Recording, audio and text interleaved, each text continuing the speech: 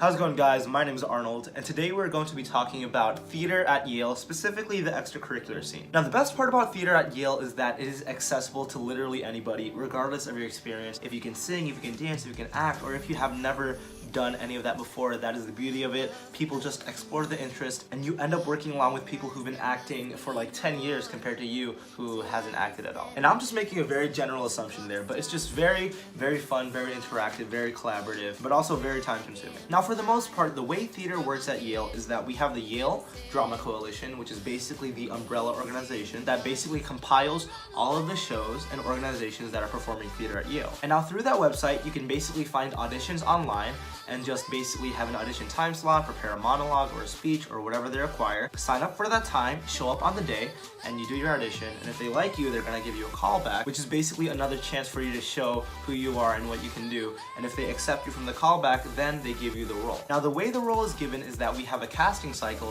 which basically during that day, the directors and the producers call the people like on the phone. You have to wait like on the day, like actually wait on the day of, and you just basically have to wait for a phone call to see if you've been accepted as a role for that show. And after that, you get accepted, you do a read-through of the play, you meet your cast, you do rehearsals, and it's just very fun. I didn't do theater my first semester because I kind of wanted to ease into things and maybe act second semester, but my first gig actually was with a play Macbeth, and you probably know this from an extracurricular video. The actor for that play dropped out last minute, and then the writer somehow found my email, and then she emailed me asking, "Oh, would you like to be a part of the play? I hear that you're interested in acting." I thought it was pretty cool, you know, that I was being recognized and that somebody reached out. So I was like, you know what? I won't take no for an answer, even though I wanted to go and do acting next semester. Might as well just do it now, have a little taste of it. So I said yes, and turns out the play was actually performing in less than a week. So I had to memorize all of my lines, all of my blocking and my movements and all of my notes and all of my acting, all in that weekend. We had tech rehearsals all that week. So I only rehearsed about 2 to 3 times before actually performing 4 times, but it ended up being very, very fun. I met some of my closest and best friends there. You know, we still link up. It was a very fun process because nobody was so strict or overly professional about anything. You know, it was very laid back.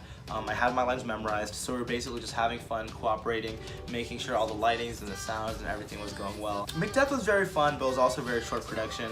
We had some cast parties after, but besides that, the show finished, and here we go to second semester. Now, for second semester, I wanted to audition for a Yale Dramatic Association show, Yale Dramatic. And for those of you guys who don't know, Yale Dramatic is basically the stereotypical big kind of theater scene here at Yale. The Yale Dramatic produces 7 shows a year, and for each of the semester, there's a main stage. And that main stage is basically the big show where they bring a director from New York, a professional director, to direct the show.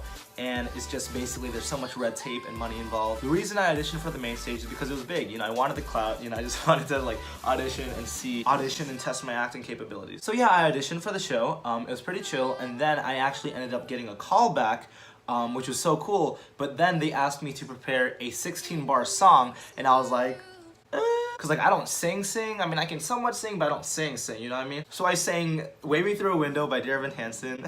And it was funny because the director worked with Ben Platt himself, so like there was no pressure at all, you know, no pressure. But yeah, after the audition, after the callback, I actually got in, and turns out I was the only first year who was admitted as an actor for the spring main stage show. And by the way, it's called Fucking A.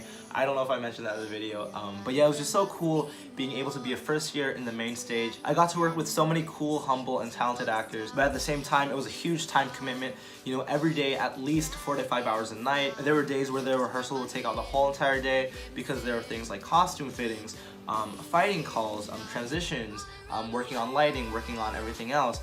Just acting, working on chemistry, doing all these exercises. There were some times where it felt more like work than fun, but you gotta work hard to make a very good show. Regardless, I am very blessed to have that opportunity. I still have connections with the director and everybody in the cast, and I got to play 4 different characters during the show, and I had to sing, so it really did push my comfort zone a bit. And now the next 3 shows that I'm doing, because I am a dumbass who doesn't care about my time, are Sonder and Radiant Girls. Now the cool thing about Sonder is that the writer and director actually hit me up for that show because they saw me perform in Macbeth, and they're like, "Oh my gosh, this kid's really good, can we have him?" And then I was like, you know what, I auditioned and I got the role, and it was just so cool. Sonder, we have Tech Week next week. Since my act in Sonder is only a 2-person play, it's definitely interesting because it's very, very fast paced, and we work really, really closely with the director because we're the only 2 people talking for like half an hour or so. The next show is the Yale Dramatic Freshman Show, the annual show put only by first years every single year, produced, directed, they have the lighting and the acting, everything is is by first years, and this show is Radium Girls. To be quite honest, I haven't been to too many rehearsals because of the conflicts of my other shows, but everything is going well. I vibe really well with the cast. We have amazing chemistry because there's just something different about making a show with only people who are of your age, who are of your experience for the most part. It's just very humbling and very fun, and that show is also going to be 2 weeks from now. And lastly, I am in a short film called Ladyfingers. It is a movie. We are filming that next week as well. I haven't really done anything for it, really just auditioned for that. The writer actually reached out to me because of word of mouth, and then I was like, you know what, I'll audition, and it went well. I got a role, and we'll see how that goes. Yeah, but for the most part, theater at Yale is very accessible to anybody. You just have to put in the work, memorize your monologues, prepare your auditions, prepare your speeches.